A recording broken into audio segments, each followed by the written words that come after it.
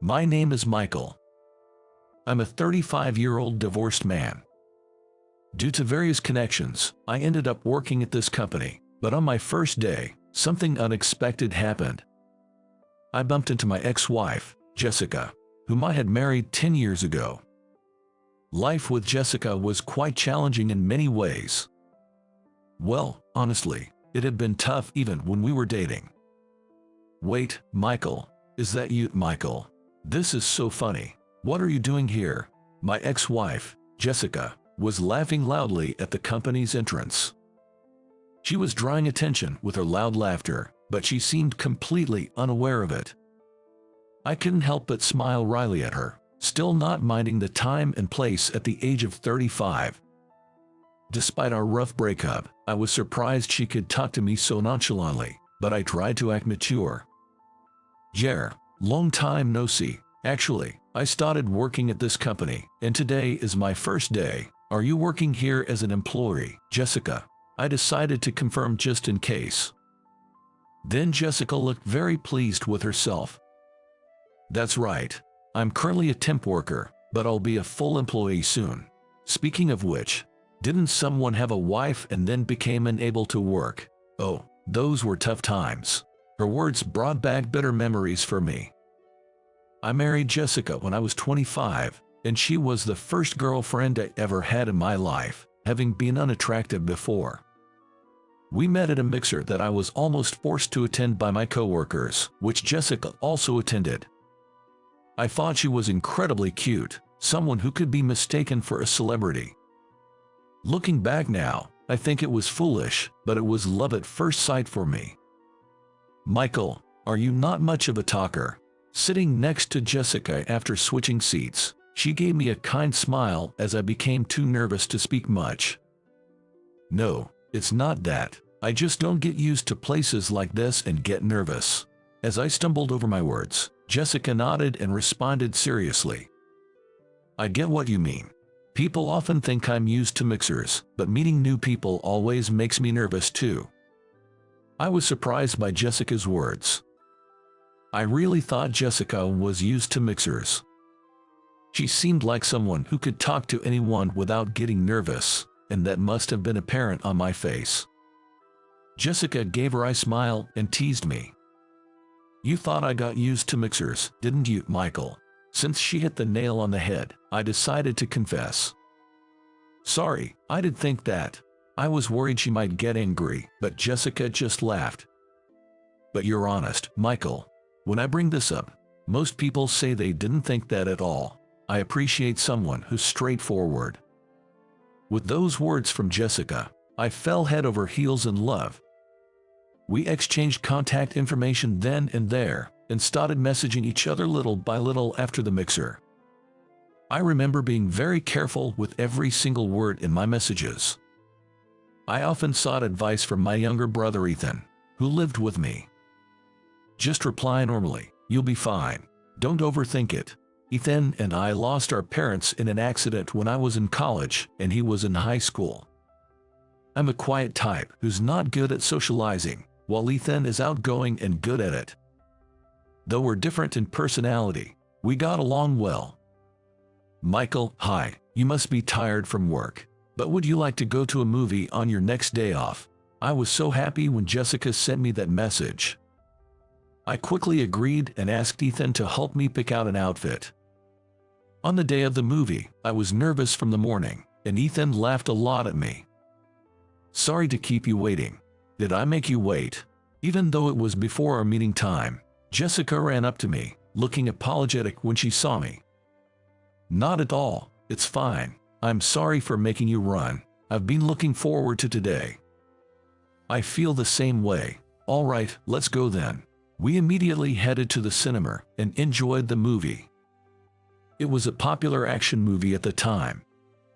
The Hollywood actor playing the protagonist was incredibly cool, and despite it being fiction, I admired how he heroically came to the heroine's rescue in times of crisis. After the movie, we continued to talk about our thoughts on it even as we went to have lunch.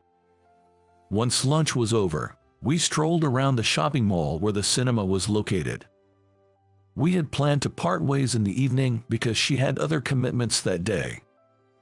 Thank you for today. I had a great time. Let's do it again if you're up for it. When Jessica said that, I gathered my courage to confess my feelings to her. We have known each other for long since we met at the event, but I've come to like you, Jessica. Would you consider dating me? My voice was trembling, and so was my body. It wasn't a cool confession you'd see in dramas, but it was the best I could do. Jessica was attractive and popular, so I confessed, expecting to be rejected. Really, if you're okay with me, I also want to be your girlfriend. To my surprise, she accepted my confession. I felt like I had used up a lifetime's worth of luck in that moment. Really with me. I was so shocked that I kept asking Jessica for confirmation. Every time I did, she laughed joyfully, looking absolutely adorable. I was overjoyed that someone like me could date Jessica. Then, I am so happy to become your girlfriend. Waving goodbye to Jessica as I walked her to the station, I returned home grinning from happiness, to Ethan's apparent dismay. At this point, you might think I was lucky to be dating such a nice girl. I thought so too, but about 3 months into our relationship, Jessica's attitude started to change. Hey, can you pick me up today? I think I can leave by 5 p.m. We can go on a date. I started receiving messages like this out of the blue more frequently. I was a working adult too. During busy periods, I wasn't always able to meet Jessica's demands. Still, I made sure to get back to her during my lunch break. I remember always having to talk to her on the phone while eating my lunch because there was no time for text messaging. Sorry, Jessica, I'm really busy right now and can't find a time. I'll make it up to you when things calm down. When I said that, Jessica's mood soured significantly. What's more important to you, your work or me? It should be me, right? I never thought I'd hear such a cliché line in real life. I was quite surprised the first time she said it. You're important to me, Jessica, but so is my job. When I honestly replied, Jessica didn't seem pleased. What? Forget it then. I'm doing you a favor by dating you. She hung up in a huff. I sent apology emails, but Jessica kept ignoring them. I kept sending unanswered apology emails and making calls that she wouldn't pick up. I learned that if I didn't do this, Jessica's mood would only worsen. It's fine, I'll forgive you.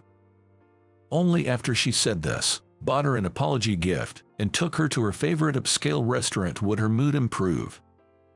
This cycle repeated itself. By the way, Ethan, who didn't think highly of Jessica, had warned me. Don't always try to appease her. Any girl who asks you to choose between her and your job isn't worth it. Get a grip, bro. Unlike me, who struggled with dating, Ethan, with his handsome looks, had always been popular with women. Ethan's words, born from his experiences, carried weight. Maybe you're right, but she's my first girlfriend, and I just want to take care of her. Ethan was exasperated by my indecisive attitude. It's important to want to take care of her, but don't let yourself be pushed around too much. If something's up, come talk to me. I suppose if a handsome guy like Ethan says so, it must be right, but at the time, I couldn't see it that way as someone who wasn't popular with women. Jessica's demands only grew more unreasonable, and I ended up spending a significant amount of time and money on her. I want to do this, I want to have that, I want to go there. Her requests never ceased, and it was often exhausting. I dated Jessica for just under a year. Looking back, the reason we ended up getting married is quite embarrassing. I want to get married, in a gorgeous chapel, with lots of people invited, a grand ceremony. You'll marry me, right? Jessica, with a daunting intensity, demanded marriage. I will absolutely get married in a better place than her. At that time, Jessica was upset because a junior of hers got married before her, wounding her pride. Moreover, that wedding was quite lavish, which seemed to have frustrated her greatly. She became fixated on having a wedding in a more prestigious chapel and with more guests than her junior. Throughout our relationship, she often told me that I couldn't manage without her, that nobody else would date me, and that she was doing me a favor by being with me.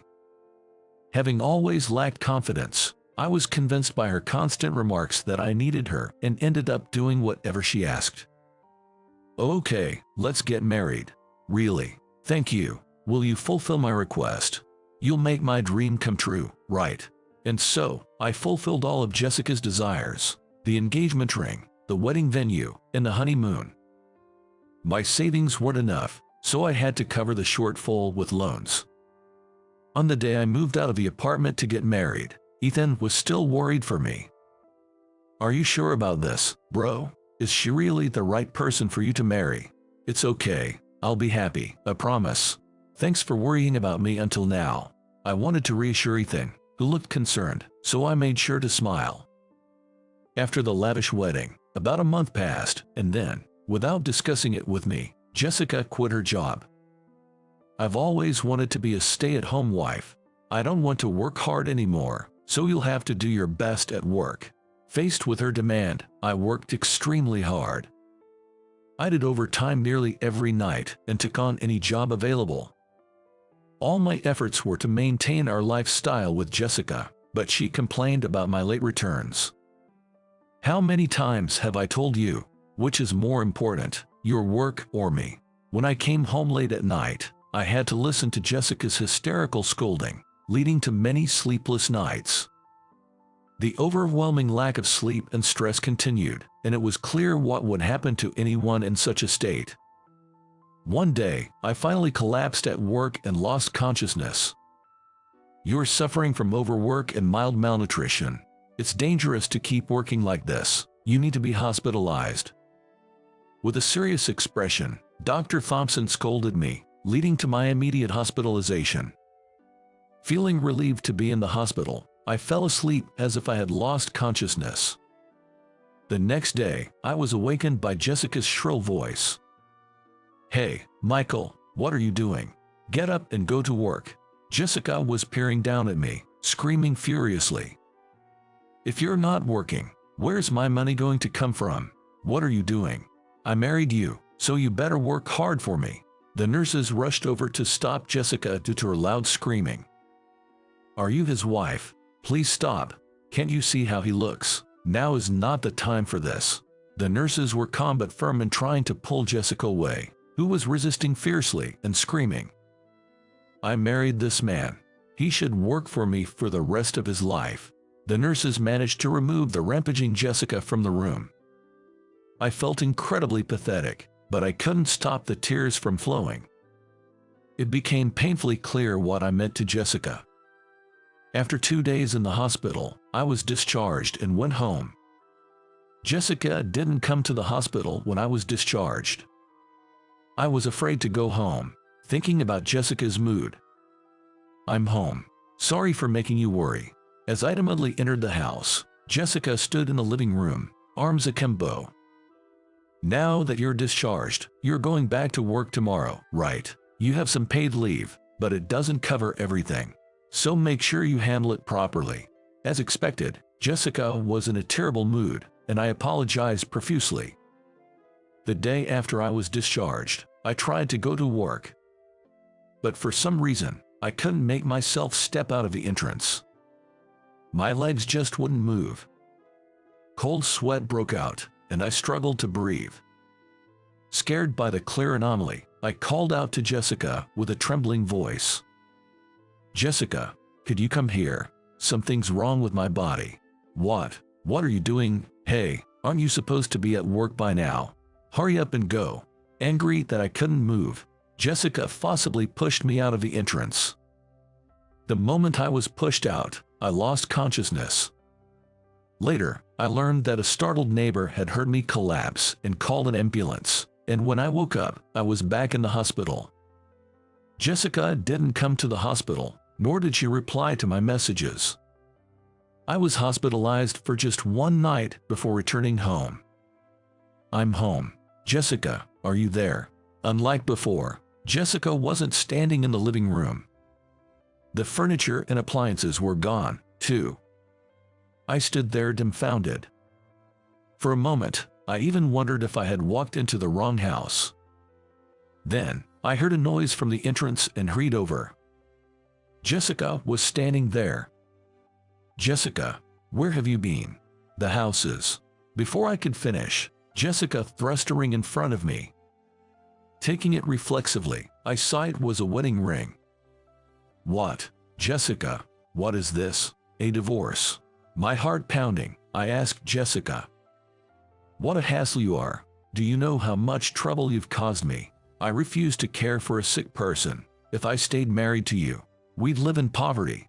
I married you because you earned well, but I have no use for a poor man. You're worthless to me." I was so shocked by her words that I froze on the spot.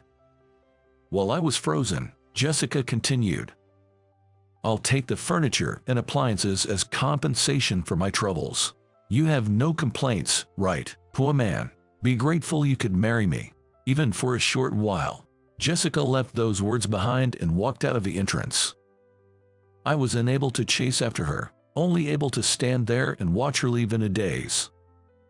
I don't know how long I stood there. But as reality gradually sank in, a mix of anger, pain, sadness, emptiness, and embarrassment overwhelmed me. A flood of emotions hit me all at once. Eventually, I was overcome by my feelings and broke down crying, continuing to shout, "Damn it, damn it." As I continued to cry, I noticed the whiskey Jessica had left behind. "Enough, enough. I don't care about anything anymore." Impulsively, I downed the whiskey along with the sleeping pills I had been prescribed by the hospital. At that moment, I genuinely didn't care what happened to me. I didn't think about the consequences. Before I knew it, I blacked out. I vaguely remember feeling somewhat relieved by the sensation, something I had become accustomed to recently. Bro, hey, are you awake? Can you hear me? Don't mess with me, damn it." When I opened my eyes, Ethan was there, crying his eyes out. Seeing Ethan crying so hard he looked nothing like his usual handsome self, I forgot what I had done and just wanted to reassure him, so I held his hand. Ethan cried even louder, forgetting to press the nurse call button, and his crying brought the nurses running. "Michael, it's okay now. Please, Ethan, let's take a step back for a moment, okay? Dr. Thompson will be here soon."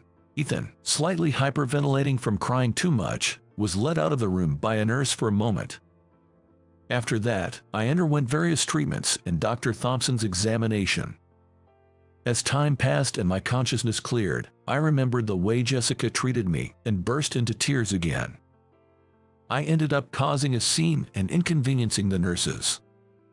Eventually, I was prescribed a sedative and fell asleep that day. It was 3 days after I woke up in the hospital that I was calm enough to see Ethan again. Dr. Thompson, who attended to me in the emergency, referred me to Dr. Parker, a psychiatrist, so I got a proper examination and took my medication diligently.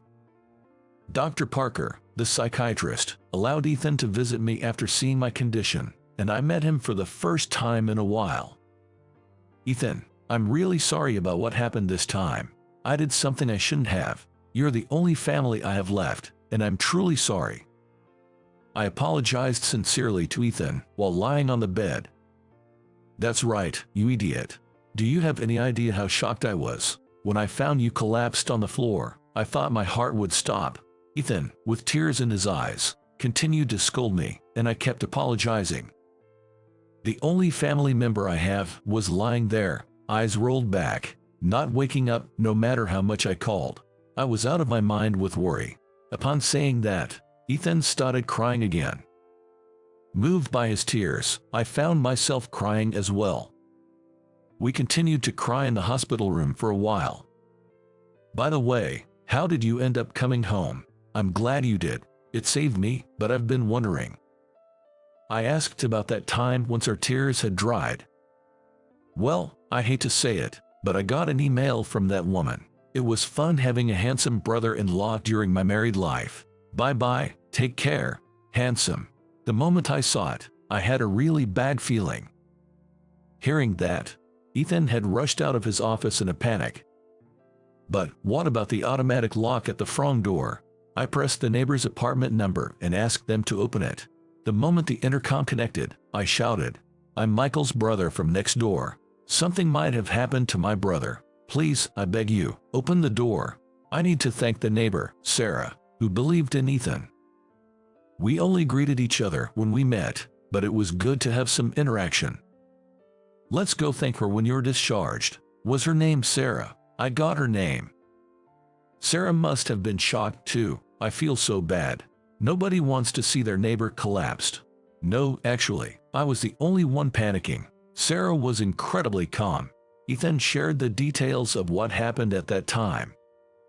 "Are you okay? Can you hear me? Michael, can you hear me?" While Ethan panicked at the sight of me collapsed, Sarah tried to check my consciousness, calming Ethan down. It seems I somehow responded to her calls. Seeing the empty whiskey bottle and a package of sleeping pills, Sarah immediately instructed Ethan.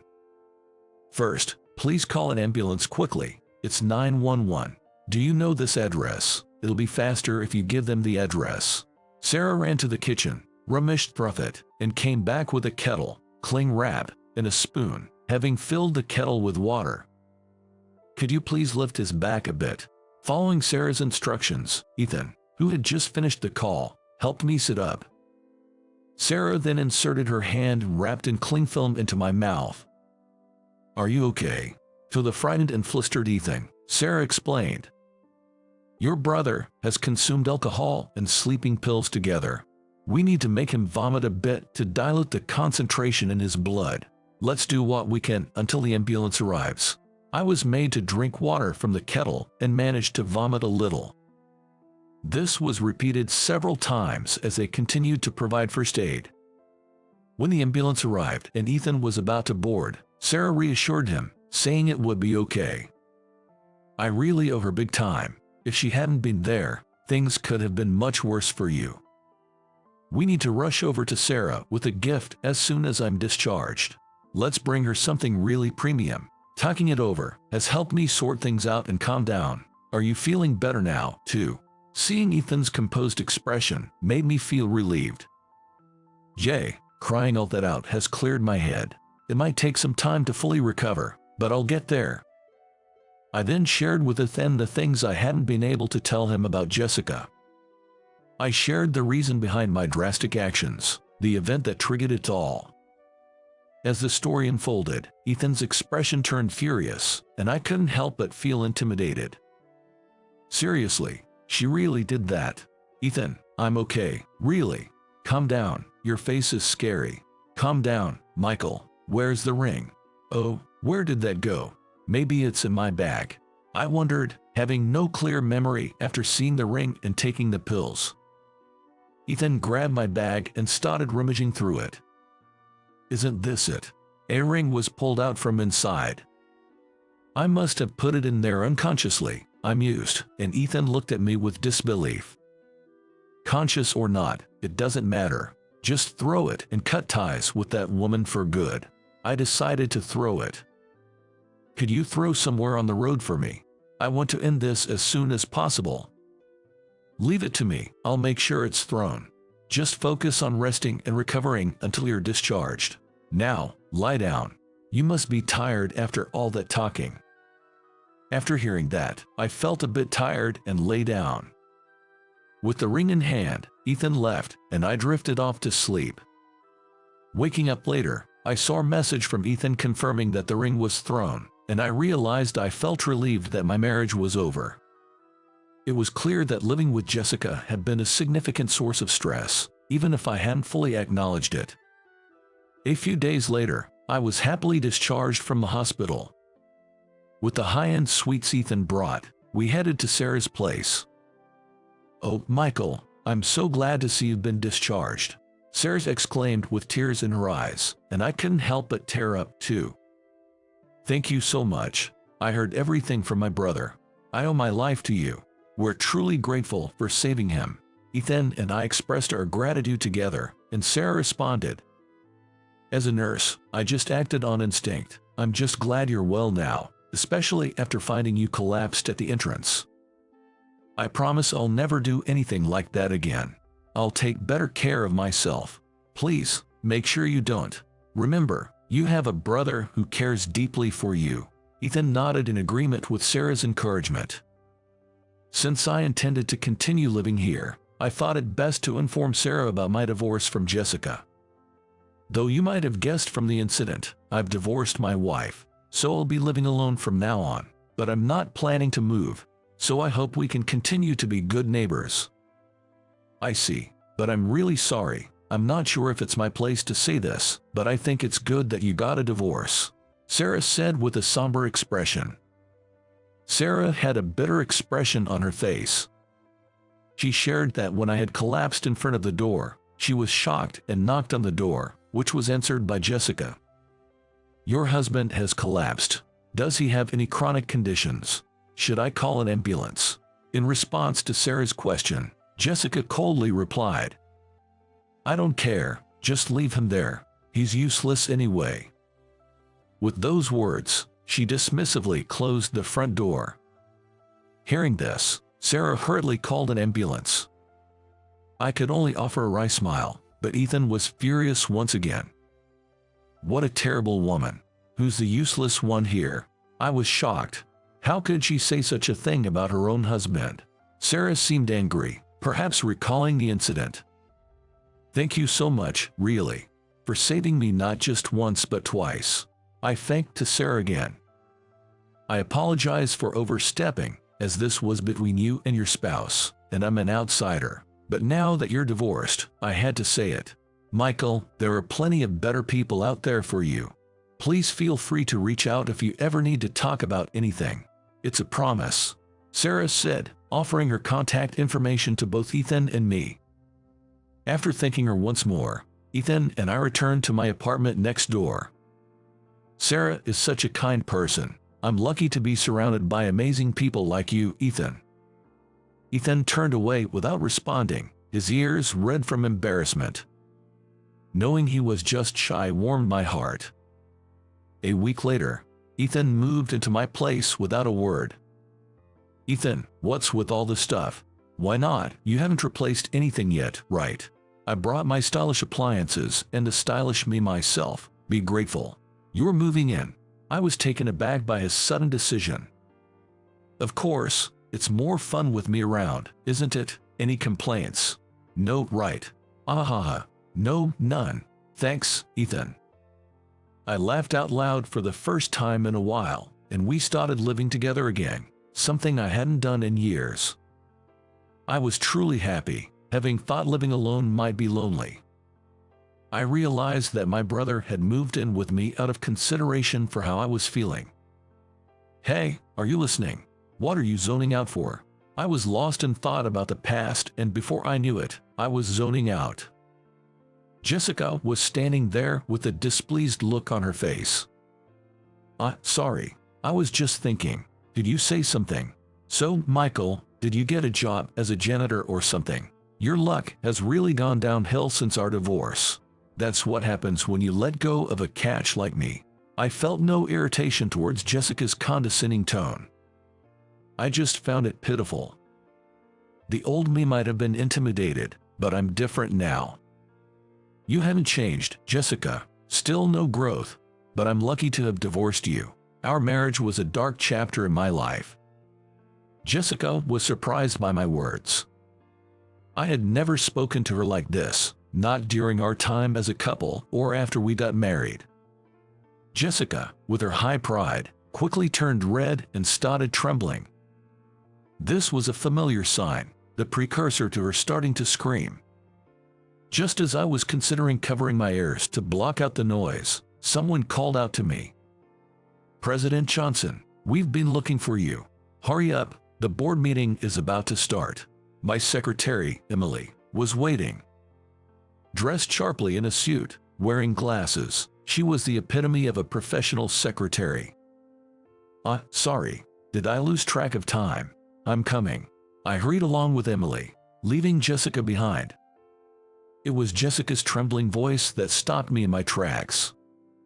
"President? You a president? What does that mean? You are the president of such a reputable company. What? What are you saying?"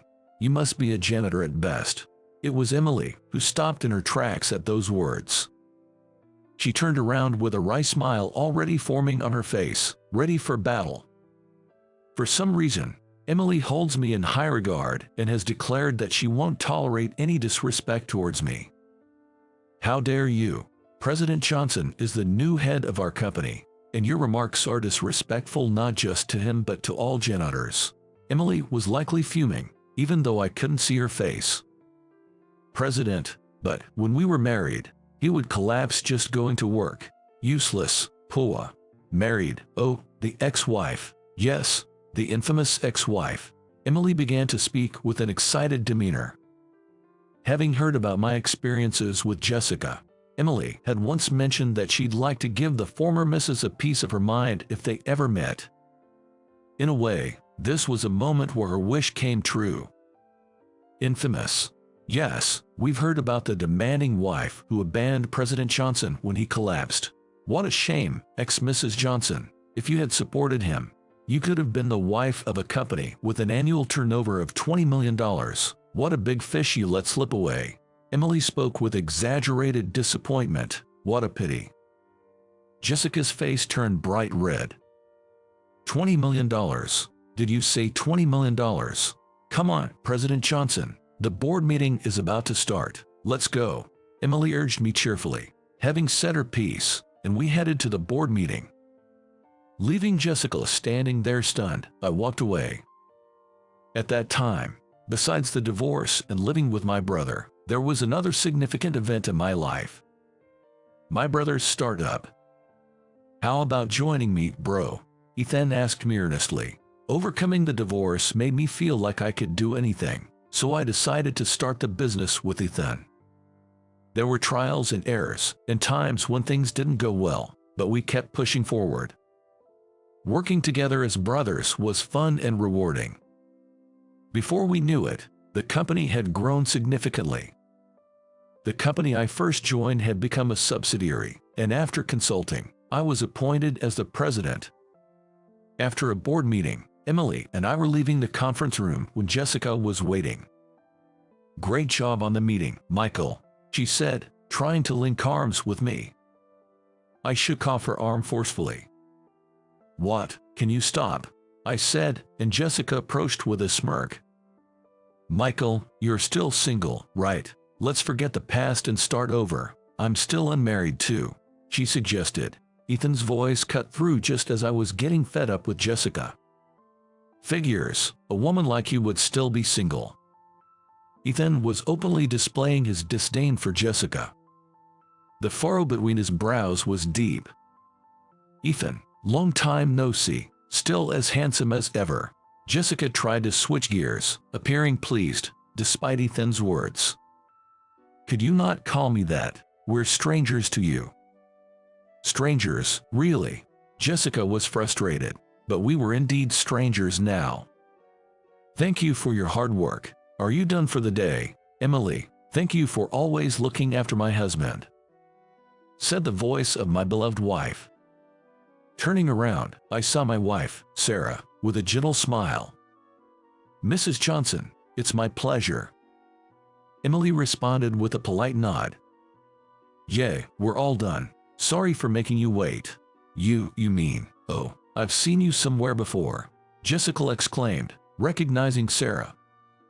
"Oh, what a surprise to see a familiar face. Long time no see, ex-Mrs. Johnson," Sarah responded with ease, revealing that she was now my wife. "Don't you remember? I was your neighbor when you were married to my husband. Now, I'm his wife." Yes, I had remarried Sarah. I never thought I'd marry again, but after the divorce, flashbacks of Jessica's harsh words would sometimes overwhelm me. One time, when Ethan was out and I was alone, I had a flashback and dropped a glass of water, curling up on the floor in distress. When I was crouched down, gasping for breath, Sarah called out to me from the entrance. "Are you okay, Michael?" Her voice trembled, but when I sought help, Sarah came right away.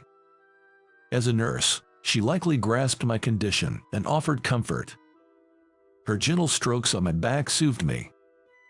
"It's okay, Michael. Can you tell me what's on your mind? She soothed me as I sobbed, sharing my thoughts.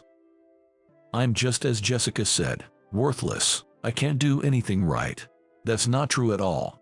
Don't listen to those who hurt you. You're not a bad person. You're kind and considerate, a wonderful person. Sarah comforted me as I continued to cry. Remember, there are people who care about you. Don't forget that. Take care of yourself. Sarah started crying, and when Ethan saw us crying together as we got home, he was shocked. After hearing why, even Ethan started crying. I keep saying how important my brother is to me. Get it through your head already. Crying together is an embarrassing memory, but it's a precious one.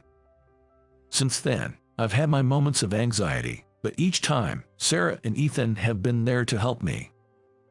I can't thank the two of them enough for being there and speaking words of encouragement. After that, the three of us, including Sarah, started going out to eat more often, and I also spent more time out with just Sarah. I found myself naturally drawn to Sarah, but I was too shy to even confess my feelings. Bro, you like Sarah, don't you? Ethan said that, and I honestly opened up about it. I do, but liking someone is scary. I feel like I'm going to get hurt again. Ethan, seeing how scared I was, told me. Sarah is different. I'm absolutely sure of it. From what I've seen, I think Sarah is interested in you too. Encouraged by Ethan's mysterious confidence, as if saying to trust in how handsome he is, I confessed to Sarah. Sarah was surprised by my confession, but then, with a red face, she said, I like you too. I'm really happy you said that, Michael. The joy I felt when Sarah said that is beyond words. When I told Ethan, he was really happy for me. After we got married, Sarah has been a huge support. Worrying about my health due to my late returns, she prepared stomach-friendly meals and made sure our home was a comfortable place to rest. Whenever I thank Sarah for everything she does, she just smiles. I love you, after all. I want you to do what you love wholeheartedly. Seeing you lively and well makes me really happy. Please, make your and Ethan's dreams come true. I remember crying, thinking what an amazing woman I married. You, homewrecker, flirting with someone else's husband. When Jessica started yelling, I firmly told her, please stop insulting Sarah. I won't allow you to say anything more about my precious wife. Following me, Ethan also raised his voice in anger. I'm really glad you and my brother divorced. Sarah doesn't see my brother as just a wallet, unlike someone. I'm happy to have such a wonderful sister-in-law. As Ethan glared coldly at Jessica, she ran off with a frustrated look on her face. Later, Emily found out that Jessica had been causing trouble by flirting with male colleagues at work without doing any actual work. There were even cases involving married men that turned into messy situations. It seemed she was still causing trouble, so I requested her contract termination from the staffing agency. When her contract wasn't renewed, Jessica was furious and screamed in front of the president's office but ended up just embarrassing herself and was taken away by security. Seeing no one oppose the termination, you can imagine what her attitude was like usually, Emily said, and I completely agree. She must have been incredibly disliked. Well, that's enough about her. What's important to me now isn't Jessica. Have a great day at work today. Sarah sends me off with a smile. Bro, let's work hard and make it big today. Ethan is always there to give me a push and pull me along when needed. President Johnson, keep it together. Look, you have another meeting. Emily may be scary when angry, but she respects me and follows my lead. And then there are the employees who work hard at the company. If any of my dear ones were to suffer, I'd want to help them with all my might. Just like Sarah and Ethan reached out and helped me when I was struggling. I strongly feel that I want to be someone who can save those who are hurt.